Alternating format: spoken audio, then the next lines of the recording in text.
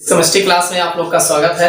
हमने पिछले क्लास में जो है कुंड का नियम, हाइजेनबर्ग की अनिश्चितता का सिद्धांत, बाउ का नियम देखा। जनरल बेसिक केमिस्ट्री क्लास में समस्थानिक, संभारिक तथा समन्यूट्रॉनिक क्या होते हैं इसके बारे में हम चर्चा करेंगे। जनरल बेसिक केमिस्ट्री का क्लास है। ये क्लास जो है क्लास के हो, चाहे आप 11 12 के हो या 9th के हो या किसी भी कॉम्पिटिटिव एग्जाम्स की तैयारी कर रहे हो, जनरल बेसिक केमिस्ट्री का क्लास है। इससे जो है आपको एग्जाम में सारे क्वेश्चन आपको देखने को मिलेंगे, चाहे जिस क्लास का हो। सबके लिए ये वीडियो काफी हेल्पफुल होगा। अगर आप नए हैं तो चैनल को सब्सक्राइब कर लीजिएगा ताकि नया वीडियो जो आप पढ़े उसका नोटिफिकेशन आपको मिल सके। सबसे पहले हम बात करेंगे समस्थानिक, जिसे आइसोटॉप्स कहा जाता है। हम बात करेंगे समस्थानिक की, जिसे आइसोटॉप्स कहते हैं। समान परमाणु क्रमांक तथा असमान परमाणु भार वाले परमाणुओं को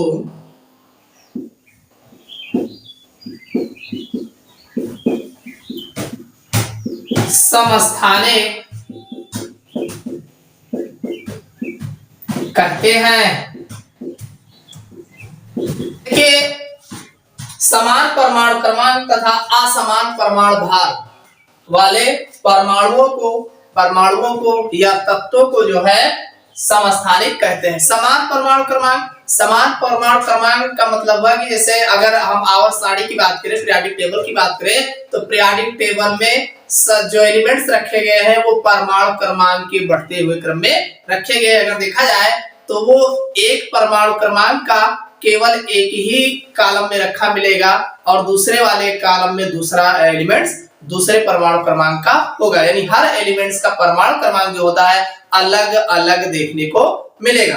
तो अब कहा गया है कि समान परमाणु क्रमांक तथा असमान परमाणु भार वाले, यानी जिनका परमाणु क्रमांक समान हो और परमाणु भार असमान हो, ऐसे तत्वों को जो है समस्थानिक कहते हैं। आवर्त सारणी में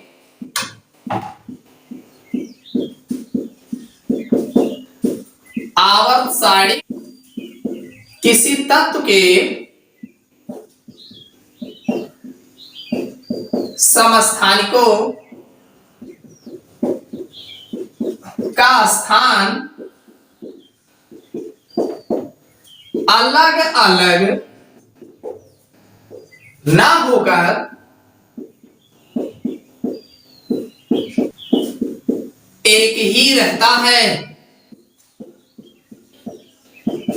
देखिए, जो समस्थानिक है ये आवर्त सारणी में अगर देखा जाए तो इनका जो स्थान होता है वो एक ही स्थान पर होता है, क्योंकि अगले स्थान पर दूसरा परमाणु क्रमांक होता है, यानी दूसरा भिन्न परमाणु क्रमांक रहता है, तो एक ही स्थान पर देखने को क्योंकि उनका परमाणु क्रमांक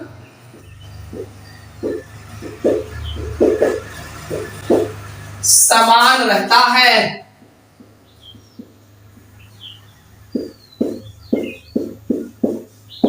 यानी अगर हम आवर्त सारणी में बात करें तो जितने भी समस्थानिक होते हैं वो एक ही स्थान पर होते हैं, क्योंकि उनका परमाणु क्रमांक समान रहता है। जैसे आइसोटॉप्स लिखा है तो आइसो मीन्स होता है सेम और टॉप्स जो लिखा गया है, टॉप्स का मतलब होता है पैलेस, यानी एक ही स्थान पर रखे गए हों। अब जैसे अगर एग्जाम्पल्स की बात करें तो हाइड्रोजन के 3 समस्थानिक हैं। हाइड्रोजन के 3 समस्थानिक होते हैं। वो कौन कौन से हैं? तो सबसे पहला है 1H1, दूसरा है 1H2 और तीसरा है 1H3। इसे बोलते हैं प्रोटियम और 1H2 को बोलते हैं ड्यूटीरियम और 1s3 को ट्राइटियम। देखिए 1H1 को प्रोटियम बोलते हैं, ये हाइड्रोजन के 3 समस्थानिक हैं। आप लोग इसी केवल 1H1 को ही जानते हैं क्योंकि उसी स्थान पर ये तीनों रखे गए हैं, 1H1, 1H2, 1S3। कितना आसान है, एक के ऊपर एक लगा दीजिए, दूसरे पर 2, तीसरे पर 3। प्रोटियम, प्रोटियम इसका नाम है, और 2 को 2 लगा है ना, ड्यूटीरियम हो जाएगा, और 3 लगा है, परमाणु भार 3 है तो ट्राइटियम हो जाएगा। अगर इनके हम परमाणु क्रमांक की बात करें, एटॉमिक नंबर, तो वह 1 होता है। इसके अगर हम परमाणु क्रमांक की बात करें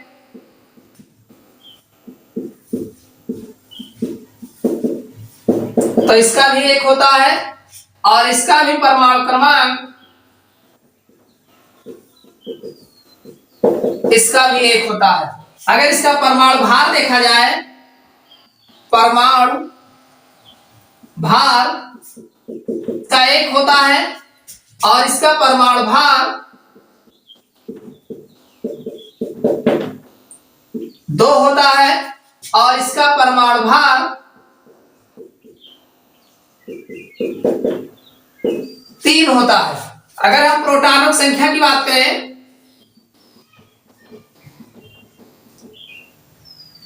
प्रोटॉनों की संख्या, तो इसका 1 होता है, इसकी जो प्रोटॉनों की संख्या होती है इसकी भी 1 होती है, और इसके जो प्रोटॉन होते हैं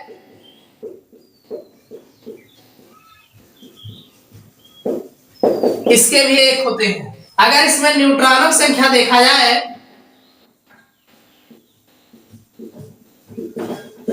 इसमें 0, इसमें न्यूट्रॉन जो होता है वो 0 होते हैं, और इसमें अगर न्यूट्रॉन की बात की जाए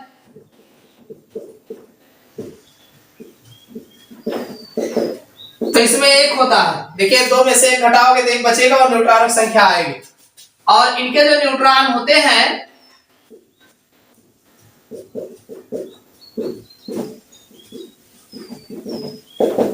यहाँ पे 2 होता है भाई, 3 में से 1 घटा दोगे तो 2 बच जाएगा, तो इसमें न्यूट्रॉनों की संख्या जो होती है वो 2 होते हैं। हाइड्रोजन के 3 समस्थानिक ज्ञात है, 1H1, 1H2, 1S3, और 1H1 को हम प्रोटियम बोलते हैं। प्रोटियम, प्रोटो मींस 1 के लिए प्रयोग किया गया प्रोटियम, और 2 के लिए डायटेरियम, और परमाणु भार 3 के लिए ट्राइटियम।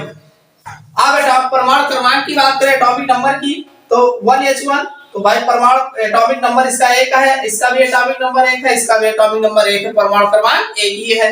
परमाणु भार की बात करोगे तो इसका परमाणु भार 1 है, और इसका 2 है, और इसका 3 है। अगर हम प्रोटॉनों की संख्या की बात करें तो इसमें प्रोटॉनों की संख्या 1 है, इसमें प्रोटॉनों की संख्या 1 ही है, और इसमें भी प्रोटॉनों की संख्या सेम है।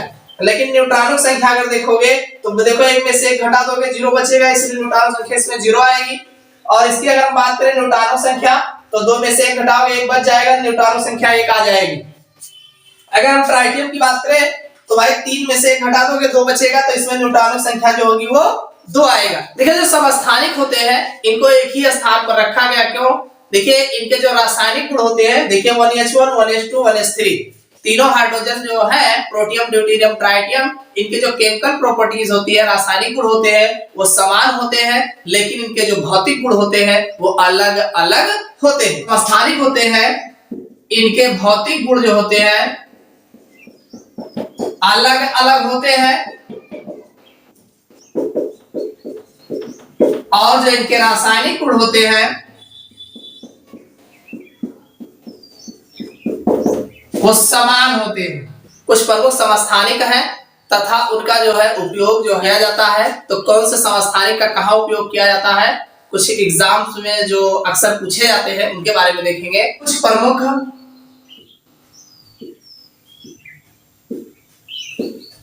समस्थानिक एवं उनका उपयोग। सबसे पहला है यूरेनियम 235, यूरेनियम 235, इसे हम U से रिप्रेजेंट करते हैं, और इसका एटॉमिक मास जो होता है वो 235 होता है। इधर उपयोग है, इसका जो उपयोग है चट्टान की आयु ज्ञात करने में।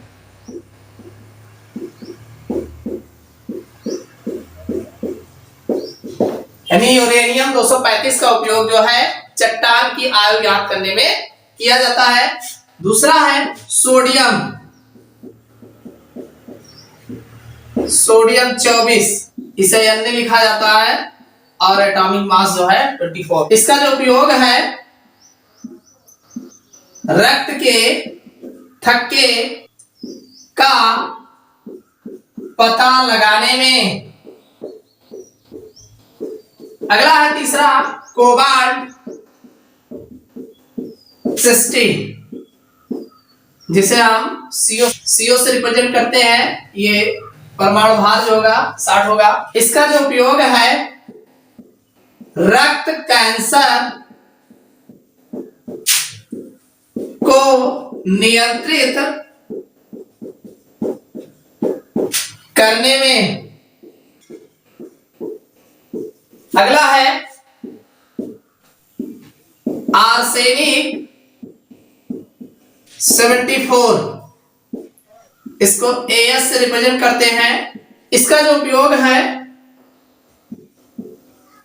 ट्यूमर का पता लगाने में। अगला है आयोडीन 131, आई परमाणु भार 131। इसका जो उपयोग है थायराइड ग्रंथ के उपचार में। अगला है फास्फोरस 32, P32। इसका जो उपयोग है ल्यूकीमिया के उपचार में। अगला है लोहा 59, इसका जो उपयोग है आरक्ता का रोग पता लगाने में। देखिए ये जो है कुछ प्रमुख समस्थानिक है तथा इनका दैनिक जीवन में जो उपयोग किया जा रहा है वो कुछ मुख्य है जो अक्सर एग्जाम में जो है बार बार हर एक एग्जाम में किसी न किसी एग्जाम में अक्सर पूछ लिए जाते हैं। तो पहला है यूरेनियम 235। तो यूरेनियम 235 का जो उपयोग है वो चट्टान की आयु ज्ञात करने में, जिससे जो पुरानी चट्टान होती है तो चट्टान की आयु पता करने में ये इसका उपयोग जो है किया जाता है कि ये कितनी पुरानी की चट्टान है, यानी चट्टान की आयु ज्ञात करने में प्रयोग किया जाता है। दूसरा है सोडियम 24। वैसे सोडियम का 11 गुना 22 23 होता है परमाणु भार, लेकिन नहीं सोडियम जो है वैसे तो 23 होता है जो हम लोग पढ़ते हैं, लेकिन नहीं ये 24 परमाणु भार 24 वाला है। सोडियम जो है परमाणु भार 24 वाला है। इसका उपयोग जो है रक्त के थक्के का पता लगाने में किया जाता है, यानी रक्त का थक्का जो है थक्के को पता लगाने में इसका प्रयोग किया जाता है। अगला है कोबाल्ट 60, यानी कोबाल्ट है CO और ये परमाणु भार इसका 60 है। इसका जो उपयोग होता है रक्त कैंसर को नियंत्रित करने में। जैसे ब्लड कैंसर जो होता है तो ब्लड कैंसर अगर हो रहा हो तो उसको नियंत्रित करने में जो है इसका उपयोग कोबाल्ट 60 का प्रयोग किया जाता है। अगला है आर्सेनिक 74।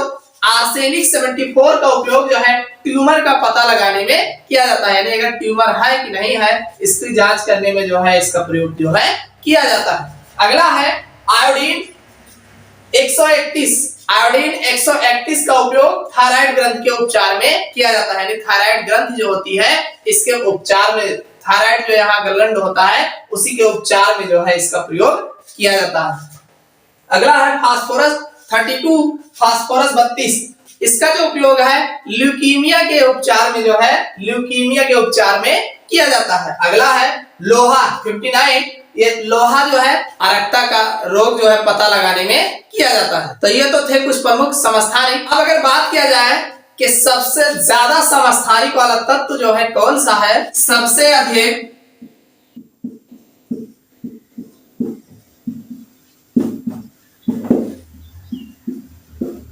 समस्थानिकों वाला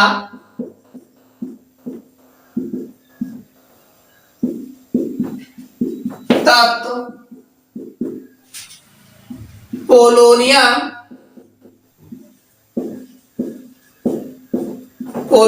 है। इसको ध्यान रखिएगा कि सबसे अधिक समस्थानिक वाला जो एलिमेंट्स होता है वो पोलोनियम, जिसे हम पीओ, पोलोनियम को पीओ से रिप्रेजेंट किया जाता है, पोलोनियम है, ये सबसे ज्यादा जो है समस्थानिक वाला एलिमेंट्स होता है, सबसे ज्यादा समस्थानिक इसमें पाए जाते हैं। अगला है संभारिक,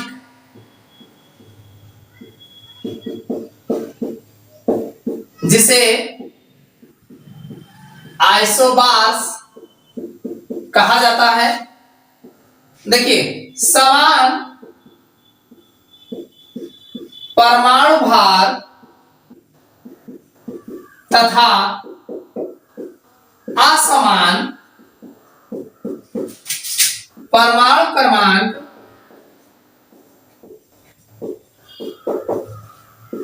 वाले परमाणुओं को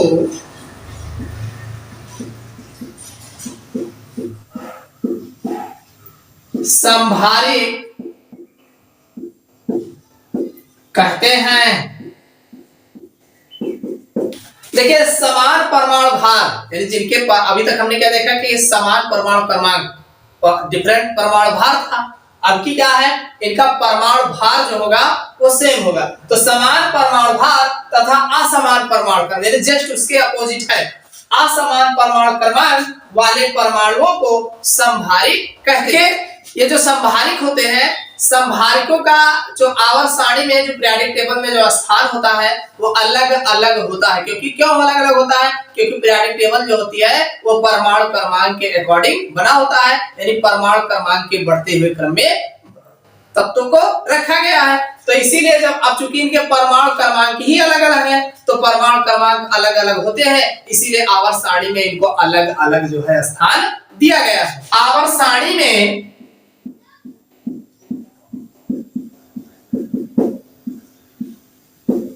संभारिकों का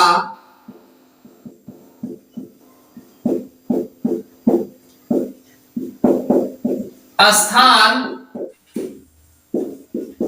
अलग अलग होता है,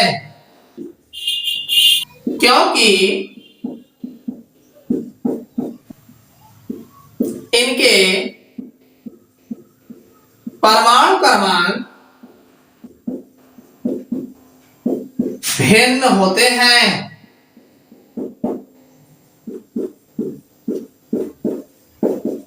क्योंकि इनके जो परमाणु क्रमांक होते हैं वो भिन्न होते हैं। अगर इसके हम एग्जाम्पल्स की बात करें, जैसे आर्गन 18, पोटेशियम 19, कैल्शियम 20। देखिए, आर्गन 18 है, इसका परमाणु क्रमांक 18 होता है, पोटेशियम है, ये परमाणु क्रमांक 19 होता है, और कैल्शियम जो होता है इसका परमाणु क्रमांक जो है 20 होता है। अब अगर इनके हम परमाणु भार की बात करें तो सब के परमाणु भार जो होते हैं वो 40 होता है। अगर हम परमाणु भार की बात करें तो सब के परमाणु भार जो होते हैं 40 है, और सब के परमाणु क्रमांक जो होते हैं वो अलग अलग होते हैं। भाई, आर्गन 18 इसका भी 40 है, पोटेशियम का भी 19 का भी 40 है, और कैल्शियम 20 का भी 40 है। तो समान परमाणु भार लिखा है समभारिक। समभारिक, भारिक मतलब जो भार हो, तो इनका सब लोग का भार ये है, सम रखा है, कहा गया, इसका मतलब समान है। समभारिक, जिनका परमाणु भार समान हो, और जब परमाणु भार समान होगा तो परमाणु क्रमांक असमान होना निश्चित है। भाई, एक ही तो समान होगा, या तो ऊपर का या तो नीचे का, तो संभारिक कहा गया, यानी इनका परमाणु भार समान होगा तो परमाणु क्रमांक असमान होगा। अब एग्जाम्पल आपको ध्यान रखना है, 18, 19, 20, 18, 19, 20, यानी आर्गन 18, पोटेशियम 19, कैल्शियम 20, सबके परमाणु भार समान है। अब अगर समस्थानिक कहा जाए तो समस्थानिक एक ही स्थान पर रखे गए हो, तो एक ही स्थान पर कौन रखा गया जिनका परमाणु क्रमांक समान होगा। भाई समस्थानिक, सम माने समान, स्थानिक मतलब एक ही स्थान एक ही हो, तो एक ही स्थान में हो किसका होगा, समस्थानिक का होगा। और समस्थानिक कौन होंगे, जिनके परमाणु क्रमांक समान होगा। तो परमाणु क्रमांक समान होगा तो एक ही स्थान पर रखा गया है पीरियोडिक टेबल में, तो इसीलिए उसको समस्थानिक कहा गया। अगर दूसरा एग्जाम्पल देखा जाए तो जैसे कार्बन है, कार्बन का परमाणु क्रमांक 6 होता है और परमाणु भार 14 होता है। इसी प्रकार से नाइट्रोजन का परमाणु क्रमांक 7 होता है, परमाणु भार 14 होता है। तो ये भी एक प्रकार का समभारिक है, क्योंकि परमाणु भार समान है और परमाणु क्रमांक अलग अलग है। ये दूसरा एग्जाम्पल था। अगला है समन्यूट्रॉनिक, जिसे आइसोटोन कहा जाता है। अब ये समन्यूट्रॉनिक कौन होते हैं, देखिए जिन परमाणुओं में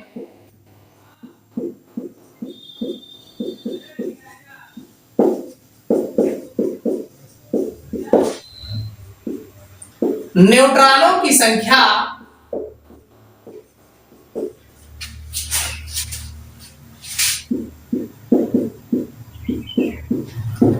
समान होती है, उन्हें समन्यूट्रॉनिक कहते हैं। देखिए जिन परमाणुओं में न्यूट्रॉनिक संख्या, देखो इलेक्ट्रॉनिक संख्या प्रोटॉनिक संख्या ये तो अलग है। अब न्यूट्रॉन जो उदासीन होते हैं, तो जिन पर कोई आवेश नहीं होता, उनकी बात हो रही है। भाई समन्यूट्रॉनिक, न्यूट्रॉन की बात कर रहा है, समन्यूट्रॉन मतलब समान न्यूट्रॉन। तो वही कहा गया कि जिन परमाणुओं में भाई अलग अलग परमाणु होंगे, तो जिन परमाणुओं में न्यूट्रॉनों की संख्या समान होगी, यानी अलग अलग परमाणु हो, लेकिन अगर उसमें देखा जाए तो न्यूट्रॉनों की संख्या समान आनी चाहिए, तो जिनमें न्यूट्रॉनों की संख्या समान होगी उन्हें हम समन्यूट्रॉनिक कहते हैं। अब समन्यूट्रॉनिक के एग्जाम्पल से अगर हम बात करें, जैसे 1H3 और 2He4। देखो 1H3 कौन है, 3 है ना ऊपर, ट्राइटियम। कौन है ये, ट्राइटियम है। और ये कौन है, 2He4, ये हीलियम है। ये हीलियम परमाणु का नामिक है। ये हीलियम एलिमेंट्स है, इसका परमाणु क्रमांक 2 होता है, परमाणु भार 4 होता है। और ये हाइड्रोजन के समस्थानिक है, तीसरा है, जिसको हम ट्राइटियम बोलते हैं। अब अगर हम न्यूट्रॉनों की संख्या की बात करें, भाई हमें सब न्यूट्रॉनिक देखना है ना, तो न्यूट्रॉनों की संख्या देखना है। तो न्यूट्रॉनों की संख्या अगर इसमें देखा जाए तो भाई परमाणु भार 3 है, 3 में से 1 घटा दोगे तो कितना बचेगा, 2। तो इसके जो न्यूट्रॉनों की संख्या होगी वो 2 होगी। और अगर इनकी बात करें तो परमाणु भार 4 है, 2 इसमें से घटा दोगे कितना बचेगा, 2। तो इनका भी परमाणु जो न्यूट्रॉनों की संख्या जो होगी वो 2 होगा। तो अब दोनों तत्वों के जो है, दोनों तत्वों में अगर देखा जाए तो न्यूट्रॉनों की संख्या जो है समान है, तो अतः ये दोनों तत्व जो है समन्यूट्रॉनिक कहलाते हैं। अगला है सम इलेक्ट्रॉनिक,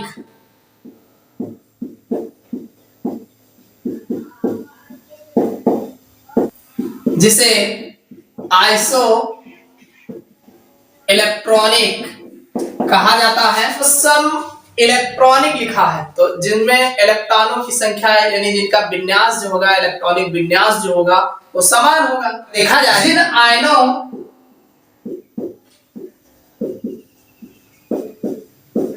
और परमाणुओं के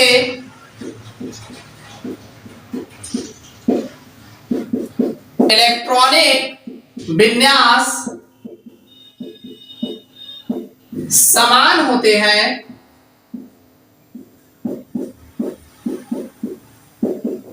उन्हें सम इलेक्ट्रॉनिक कहते हैं। सम इलेक्ट्रॉनिक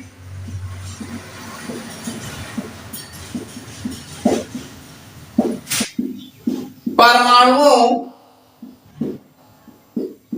और आयनों में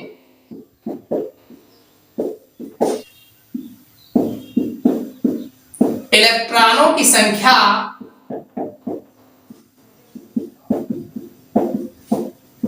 समान होती है।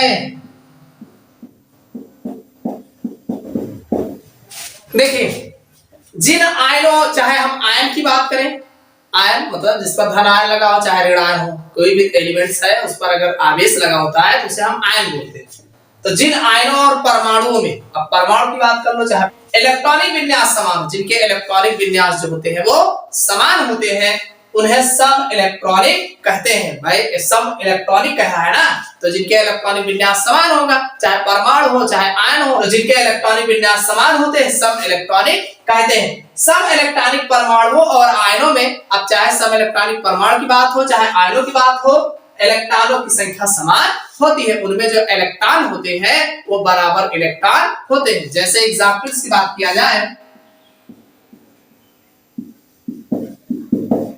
जैसे नियान है, सोडियम है, एक धनायन है, Mg है, मैग्नीशियम है, दो धनावेश है, और तीसरा एल्यूमिनियम है, इस पर तीन धनावेश है। अब जरा इसको हम चेक करते हैं कि सम इलेक्ट्रॉनिक है कि नहीं है, इसका इलेक्ट्रॉनिक विन्यास समान है कि नहीं है। देखिए, नियान जो होता है परमाणु क्रमांक इसका 10 होता है, सोडियम जो होता है 11 होता है, मैग्नीशियम 12 होता है, और एल्यूमिनियम का परमाणु क्रमांक 13 होता है। चलिए अब इलेक्ट्रॉनिक विन्यास करते हैं। 10 का इलेक्ट्रॉनिक विन्यास करेंगे, चाहे एसपीडीएफ में कर लीजिए चाहे केएलएमएन में कर लीजिए। चलो एसपीडीएफ में कर लेते हैं। 1s², 2s², 2p6। देखिए 10 इलेक्ट्रॉन है तो पहला 1 से स्टार्ट करेंगे, और पहले वाले में केवल यस ही आता है, पी थोड़ी आएगा पहले में, क्योंकि 2 ही इलेक्ट्रॉन भरा जाता है। तो 2 इलेक्ट्रॉन यस ले ही लेगा, यस से बचेगा तब भरोगे ना, तो यस से बचेगा ही नहीं, 2 ही इलेक्ट्रॉन होगा, तो 2 इलेक्ट्रॉन पहले वाले में भर दिया जाएगा। अब दूसरे में स्टार्ट करेंगे, देखो आगे 2 लिखा है, दूसरे में फिर यस स्टार्ट करेंगे, स्टार्ट तो यस ही से होगा, तो यस में हम 2 इलेक्ट्रॉन डाल दिए, 2 इलेक्ट्रॉन डाले। अब चूंकि दूसरे वाले में 8 इलेक्ट्रॉन भरा जा सकता है तो 2 यस ले लेगा, फिर बच रहा है 6 इलेक्ट्रॉन, तो 6 इलेक्ट्रॉन के लिए हम दूसरा फिर पी प्रयोग करेंगे, यस के बाद पी प्रयोग करते हैं। तो दूसरा देखिए आगे 2 लिखा था, 2 हमने फिर लिखा क्योंकि दूसरे में ही है, तो दूसरे वाले में पी लाए, यस के बाद पी लाते हैं, पी लाए लेके आए, और जब पी लेके आए तो पी में अधिकतम 6 इलेक्ट्रॉन डाला जा सकता है, तो 6 इलेक्ट्रॉन हमने डाल दिया, तो 6 2 8 ये हो गया, और 2 10, यानी 10 हमारा ये नियान का जो है 10 इलेक्ट्रॉन भर दिया। अब हम बात करते हैं सोडियम की। सोडियम देखिए 11 इलेक्ट्रॉन के पास था, सोडियम के पास परमाणु क्रमांक 11 होता है, 11 इलेक्ट्रॉन है। अब 11 में से एक धनावेश लगा है, एक धनावेश लगा का मतलब एक इलेक्ट्रॉन ये दे दिया है। धनावेश कब लगेगा? धनावेश किसी के ऊपर तब लगता है जितना इलेक्ट्रॉन वो बाहर निकाल देता है उतना ही उस पर धनावेश लगता है। तो इन्होंने एक इलेक्ट्रॉन दान दे दिया है, तो जब दान दे दिया है, बता रहे हैं हम एक दानी है, एक दे दिए हैं, तो दे दिए तो 11 था, इसका मतलब 10 से बचा होगा, और जब 10 बचा होगा 10 का इलेक्ट्रॉन विन्यास से हो जाएगा 1s², 2s² और 2p6। अगर ये प्लस ना हुआ होता तो ये हो जाता 3s1 भाई 6 2 8 2 10 ये 11। लेकिन अब ये बाहर चूंकि आउटर सेल से है, आउटर जब भी इलेक्ट्रॉन निकलता है तो बाहर कोष से निकलता है, बाहर वाले सेल से इलेक्ट्रॉन निकाला जाता है, तो आउटर सेल में एक इलेक्ट्रॉन था, इसको निकाल दिया गया, तो जब इसका एक इलेक्ट्रॉन निकाल दिया गया तो सीधा सीधा यही बच गया भाई 2 2 4 6 4 10 10 ही तो है इसके पास। अगला देखते हैं 12 का 1s², 2s², 2p6, 6 2 8 2 10 और फिर 3s² 10 2 12। मैग्नीशियम का 12 होता है। अब ये बता रहा है कि हमने 2 इलेक्ट्रॉन दान दे दिया है, किसी को हमने दे दिया, तो ये 2 बाहर वाले में 2 इलेक्ट्रॉन है, तो इसके बाहर वाले इलेक्ट्रॉन को हमने दान दे दिया, खत्म हो गया। फिर जब दे दिया तो काहे को दिखा रहे जी। चलिए अगला देखते हैं, यहाँ पे 13 है, तो 13 का 1s², 2s², 2p6, 3s² और 3p1। देखो तो 2 4 6 4 10 10 2 12 1 13, 13 इलेक्ट्रॉन 13 भाई इनका 13 था परमाणु क्रमांक, हमने इलेक्ट्रॉन विन्यास कर दिया। अब ये बता रहे हैं कि 3 धनावेश लिए बैठे हैं पहले वैसे, तो इसका मतलब 3 इलेक्ट्रॉन ये दान दे चुके हैं, तो एक इलेक्ट्रॉन यहाँ है, 2 यहाँ है, 3 ये हो गया, इसका मतलब ये तीनों दान दे चुके हैं, तो इसका इलेक्ट्रॉन हम नहीं दिखाएंगे। जब दे दिए है ना, धनावेश लगा दिए, जितना धनावेश लगा है इसका मतलब उतना इलेक्ट्रॉन दे चुके हैं, खत्म हो गया इनका यहाँ पे। तो अब यहाँ पे देखा जाए, अगर हम इस सब में देखें, देखो 1s² 2s² 2p6 सब में 1s² 2s² 2 सब का इलेक्ट्रॉनिक विन्यास कैसा दिख रहा है? समान ही तो दिख रहा है ना। ये सब के सब जो है समान इलेक्ट्रॉनिक विन्यास है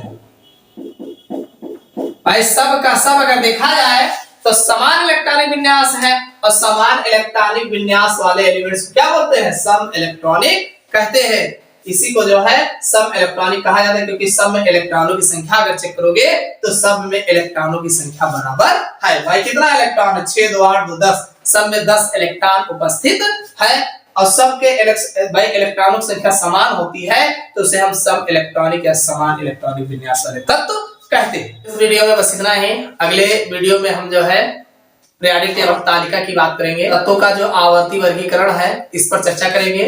एक पूरी पीरियोडिक टेबल हम आपको याद करवाएंगे, पूरी पीरियोडिक टेबल को देखेंगे और इसके मेन कैरेक्टर्स क्या है, जहां तक हो सकेगा देखेंगे। वीडियो अच्छा लगा हो तो लाइक करना मत भूलिएगा।